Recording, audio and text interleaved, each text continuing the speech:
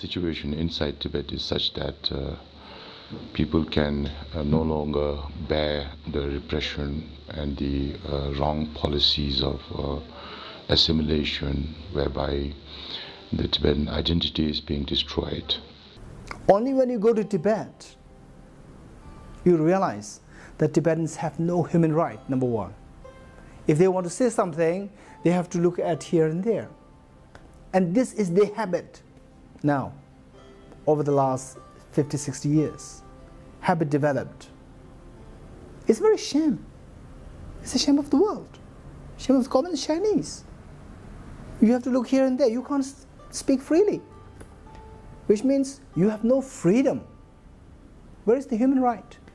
When you are denied the very reason for existence, and when you are denied the freedom of thought, freedom of expression, freedom of action, then your life is reduced to a condition like an animal. So where people feel that it's not worth living, thereby people self-immolate. The self-immolators, they're doing that out of incredible sense of responsibility that they have, that they feel, you know, towards preserving this wonderful culture, which is the hope, which is one of the hopes for the world harmony, world peace. Yeah. And likewise, Tibetans have the human right. We have the right to live on this earth freely. They are doing for all the people. So for their love and compassion for future happiness. So I'm proud of them. And I myself regard them as heroes. Tibetans inside Tibet feel that by sacrificing their life, they can attract the attention of the Chinese leadership. It is like abuse of the Tibetan compassion. This abuse of Tibetan compassion. Actually, the sensible world, the world which is supposed to be civilized, you know, they should be able to see to these subtle beauties of the Tibetan culture. You know, incredibly ingrained, subtle compassion which Tibetans display. The UNO and the another countries' governments and leaders, please should think for truth and for peace, for help and for support for these things, not only for the economic, not only for the money. Dominant power, simply on the basis of money and fear, doesn't lead you far. You have to have respect. Respect will only come voluntarily, from grassroots bottom up. To have respect, you have to show respect to Tibetan people. Similarly for international community, it's a test. So much repression is going on, so many Tibetans are dying. And if the international community, of course we appreciate all the supports we are receiving, does not stand up, then it's a statement to the international community as well. So if Chinese government has nothing to hide, then they should allow independent press and, you know, independent fact-finding delegations to go into Tibet and find out for themselves what is happening. You are being forbidden of expressing your thoughts, your wonderful thoughts. All the wonderful thoughts are being forbidden to be expressed. So if this is not the cultural genocide, where else can we see cultural genocide? This is the worst of the cultural genocide, creating peace, ruling by fear. For any leader or any human being, given what's going on in Tibet, it should move you. If it doesn't, then you are really not a leader actually. Why? Because on the one hand you say Tibetans are part of Chinese family. We are brothers and sisters. And we should treat each other like family. Now Tibetans are burning to death. And if there's no remorse, and if there's no review of policies, and if there's no change in the policies,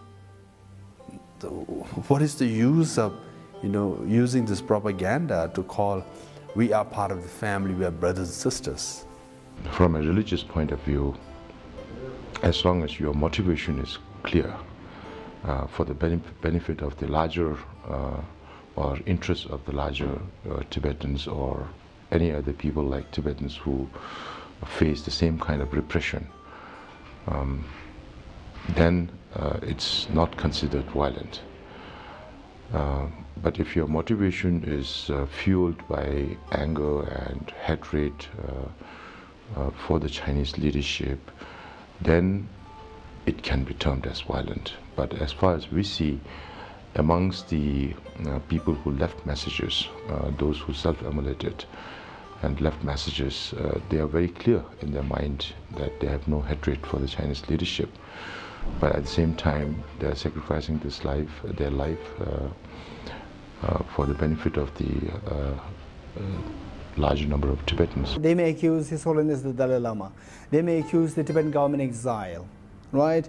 They may accuse the present Tibetan Prime Minister. They may even accuse me, you know? So this is the nature of the communist Chinese. They are not ashamed of doing anything else. They are not ashamed of doing anything. The world sees that, you know, and then they know that the world knows who the Dalai Lama is. They know that. Still, they dare to do anything, you know, as though like the world is deaf, the world is blind.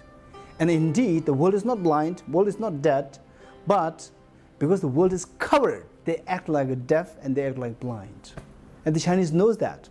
Both economic power and military power is now limited in the 21st century. We can see it in Syria now.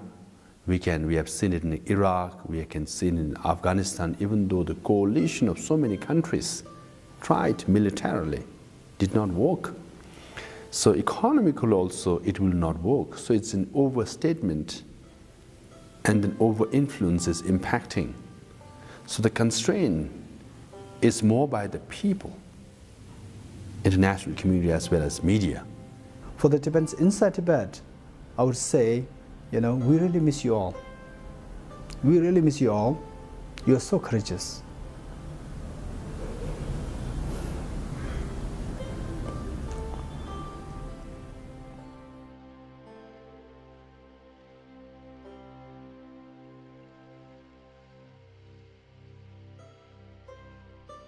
To Tibetans inside Tibet, you know, we really hear you. We feel the pain and the sufferings that they're undergoing. And we will do all we can and more to fulfill the aspirations of Tibetans inside Tibet, to see His Holiness the Dalai Lama return to Tibet and freedom for Tibetan people. And also to exile Tibetans. This is the time now.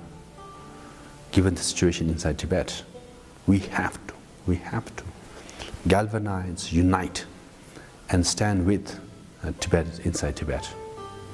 And it is time, really, the international community to stand up for and with Tibetans, because we really welcome the developments during the Color Revolution, during Arab Spring, you know, seeing Aung San Suu Kyi walking around freely, accepting a Nobel Peace Prize. This is all welcome gesture as far as human rights is concerned. But it's time for Tibet and Tibetan people as well.